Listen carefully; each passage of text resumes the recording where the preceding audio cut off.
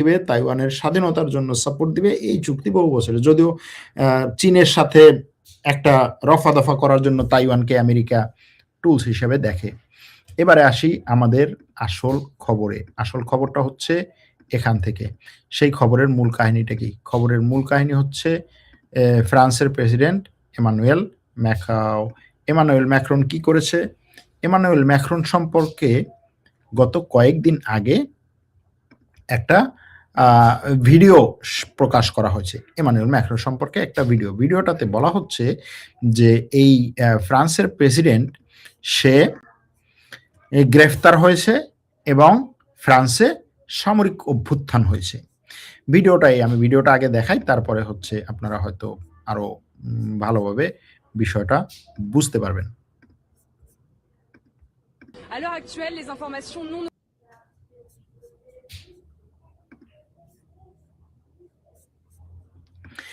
এখানে এই ভিডিওটাতে পিছনে হচ্ছে আইফেল টাওয়ারের সামনে এই সাংবাদিক দাঁড়িয়ে বলছে এবং তার হাতে লাইভ 24 একটা চ্যানেলের আছে, মাইক আছে এবং পিছনে সেনাবাহিনী। এখন এই খবরটা ব্যাপক পরিমাণে সোশ্যাল মিডিয়াতে ছড়িয়ে পড়েছে। ছড়িয়ে পড়ার পরে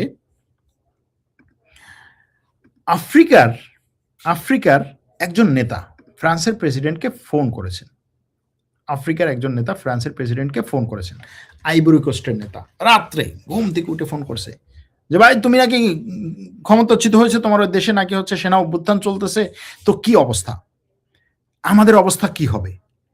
তুমি যদি ক্ষমতাচ্যুত হয়ে যাও, আমাদের এমনিতেই আফ্রিকাতে বিভিন্ন দেশে তো সেনা অভ্যুত্থান হচ্ছে, সামরিক অভ্যুত্থান হচ্ছে।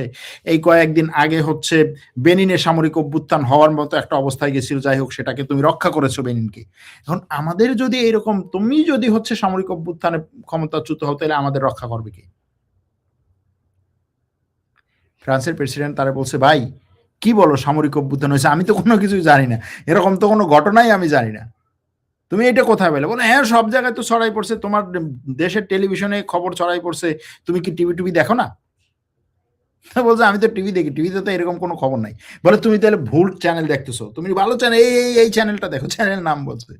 বলে কোথায়? তারপরে সে লিঙ্ক পাঠাইছে, লিঙ্কে দেখা যায় হচ্ছে social media link, AI video. যদিও যে ভিডিওটা শেয়ার করেছে তারাও বলছে যে এটা এআই ভিডিও, কিন্তু ওই যে এক জায়গায় একটু নোট করে বলছে এআই ভিডিও, ওইটা আর কেউ দেখে নাই। সবাই দেখছে যে ফ্রান্সের প্রেসিডেন্ট ক্ষমতাচ্যুত। এখন সেই ভিডিও মিলিয়ন প্রায় 20 মিলিয়ন শেয়ার করা হয়েছে। 20 মিলিয়ন মানুষ দেখছে, 20 মিলিয়ন শেয়ার করে না, 20 মিলিয়ন মানুষ দেখছে। তো এই যে ব্যাপক পরিমাণে হচ্ছে অপতথ্য ছড়ানো হচ্ছে, দেখেন একটা ফেক ভিডিও কোন লেভেল পর্যন্ত চলে যাচ্ছে। এরপরে কি হয়েছে, ফ্রান্সের প্রেসিডেন্ট ফেসবুককে, মেটাকে ফোন করে বলছে যে এই মেটা, তোমার এই প্ল্যাটফর্মে এই যে ফেক ভিডিও ছড়ানো হচ্ছে, আমি নাকি ক্ষমতাচ্যুত হয়েছি। তারপরে হচ্ছে আফ্রিকার নেতারা আমারে ফোন করে বলে যে কি অবস্থা, তারা কান্নাকাটি করতেছে, এই ফেক ভিডিও তুমি সরাই ফেলো। মেটা বলছে না না না না, কিসের সরাই ফেলবো, এই ফেক ভিডিও তো তার করার অধিকার আছে, সে তো আমার যে কমিউনিটি স্ট্যান্ডার্ড সেটার বাইরে তো যাচ্ছে না।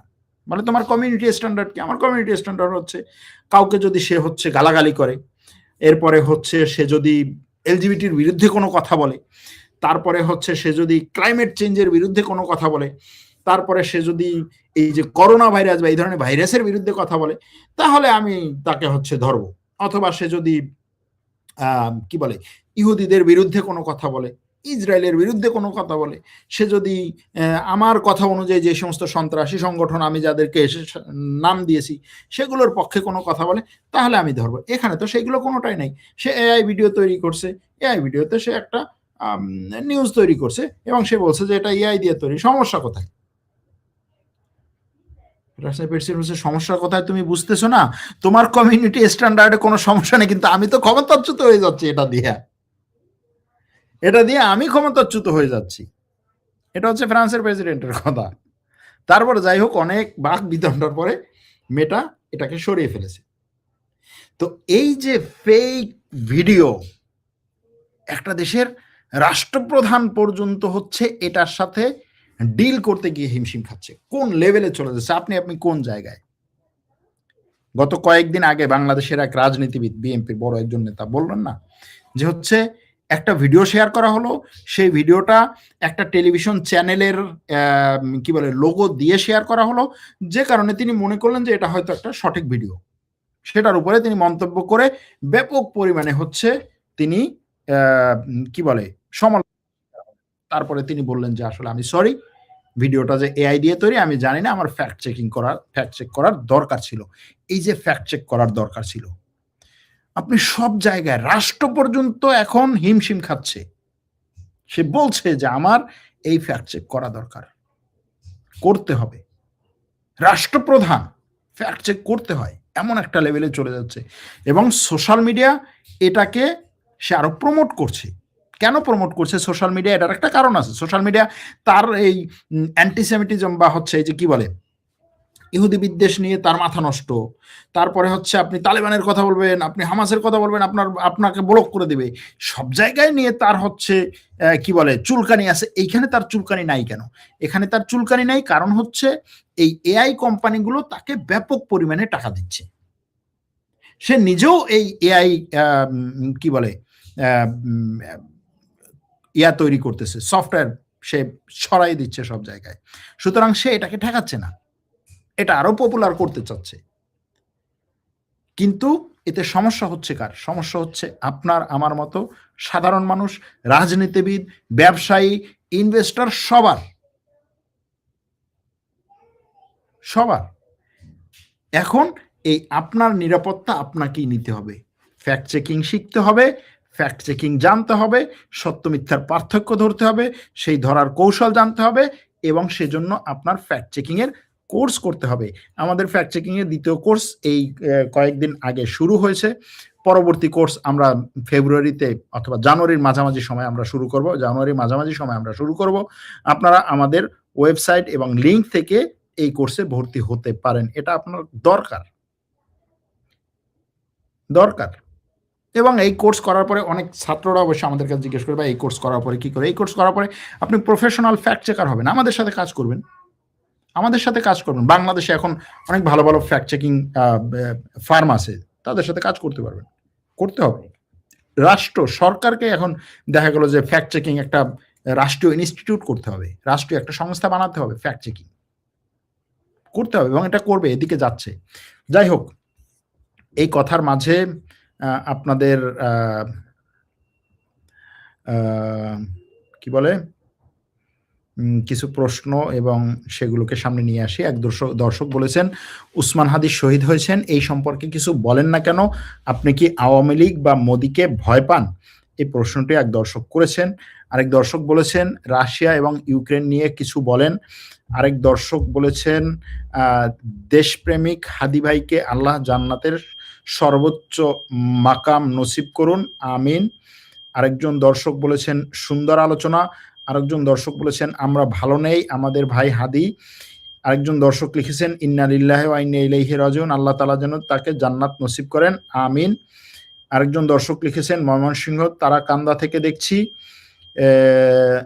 আরেকজন দর্শক লিখেছেন হাদির জন্য অসংখ্য দোয়া করছি। আরেকজন দর্শক লিখেছেন হাদি কে রে ভাই। আরেকজন দর্শক লিখেছেন আমরা ভালো নেই, আমাদের ভাই হাদি শহীদ হয়েছেন। আরেকজন দর্শক লিখেছেন হাদি মারা গেছে, তাতে কি হয়েছে? আরেকজন দর্শক লিখেছেন আমেরিকার এই অস্ত্র কোন কাজে আসে? কোনো কাজে আসবে না, অর্থাৎ তাইওয়ানকে যে অস্ত্র দিয়েছে সেটাতে। আরেকজন দর্শক লিখেছেন ইন্না লিল্লাহি ওয়া ইন্না ইলাইহি রাজিউন, আল্লাহ পাক হাদি ভাইকে জান্নাতুল ফেরদাউস দান করুন, আমিন। তুর্কি ইজ এগ্রিড, একজন দর্শক লিখেছেন। আরেকজন দর্শক লিখেছেন ভাই হাদির মৃত্যুর সংবাদ আপনাকে দেওয়া হয়েছে, 1 মিনিট নীরবতা পালন করুন, আমাদের দেশে ইম্প্যাক্ট কি পড়তে পারে সে সম্পর্কে 2-1টা কথা বলতে পারেন। আরেকজন দর্শক লিখেছেন ভাই আমেরিকার সুইফট সিস্টেম ও চীনের চিপস এর তুলনামূলক একটা ভিডিও দেন। আরেকজন দর্শক বলেছেন মিশরকে তুর্কি থেকে দূরে রাখা ইসরায়েলের কৌশল, আপনার মতামত বলুন।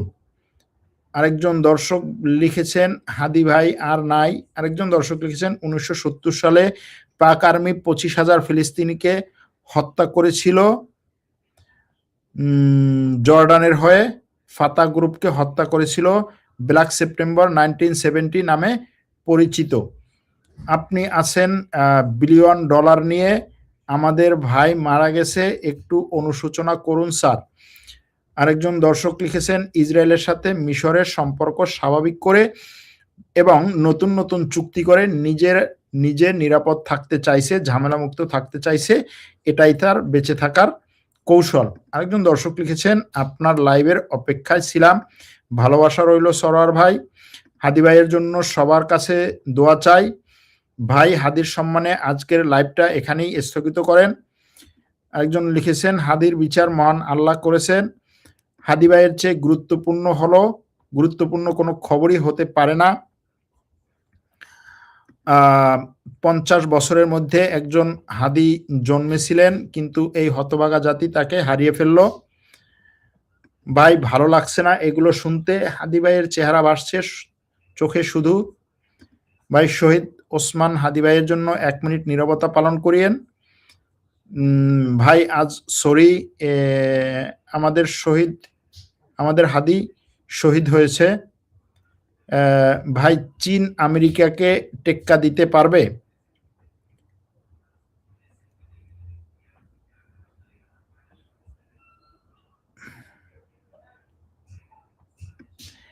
ইন্ডিয়ার মলম বিক্রেতার যন্ত্রণায় বাংলাদেশের মতো একটি দেশ যুদ্ধ অবস্থায় প্রায় চলে গিয়েছিল, সুতরাং ফ্রান্সের পক্ষে এতগুলো মিডিয়াকে সামাল দেওয়া কঠিন হয়ে পড়বে, এটাই স্বাভাবিক। হাদি ভাইয়ের চলে যাওয়ায় এখন কোনো খবরে মনোযোগ দিতে পারছি না।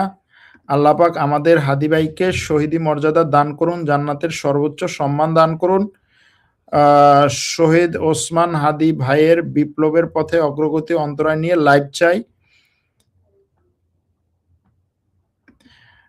ওসমান হাদি ভাই মারা যাওয়ায় আজকের লাইভ ভালো লাগছে না, কেন জানি কিছুই শুনতে ইচ্ছা করছে না। ভাই, আজকে হাদি ভাই মারা গেছে, এজন্য আজকে আপনার লাইভটা মনোযোগ সহকারে দেখছি না। ভারতীয় আধিপত্যবাদের মোকাবেলায় মহান বিপ্লবী ওসমান হাদিকে আল্লাহ শহীদ হিসেবে কবুল করুন। ফ্রান্সের হঠাৎ সামরিক অভ্যুত্থান কিরকম প্রভাব পড়তে পারে এখানে? অভিবাসী ইস্যু কি হতে পারে? ভাই, ইন্ডিয়ার এক চ্যানেলের ময়ূখের যন্ত্রণায় বাংলাদেশ অস্থির হয়ে গেছে, পুরো স্ক্রিন ব্ল্যাক দেখা যাচ্ছে। ভাই, মনটা অনেকদিন পর এত খারাপ হলো। ভাই, হাদি হত্যার মাস্টারমাইন্ডের বিচার চাই। জামাতে ইসলামের বলির পাঠা হলো আমাদের সবার প্রিয় বিপ্লবী হাদি ভাই। এমন জীবন তুমি করিও গঠন, মরিলে হাসিবে তুমি, কাঁদিবে ভুবন। ইন্না লিল্লাহি ওয়া ইন্না ইলাইহি রাজিউন। আমি রোমানিয়া থেকে আপনার ভিডিও দেখি, খুব ভালো লাগে। হাদি ভাইয়ের জন্য খুবই খারাপ লাগছে। শিবিরের সাদিক কায়েমকে রিমান্ডে নেওয়া হোক, আমরা সবাই হাদি হব।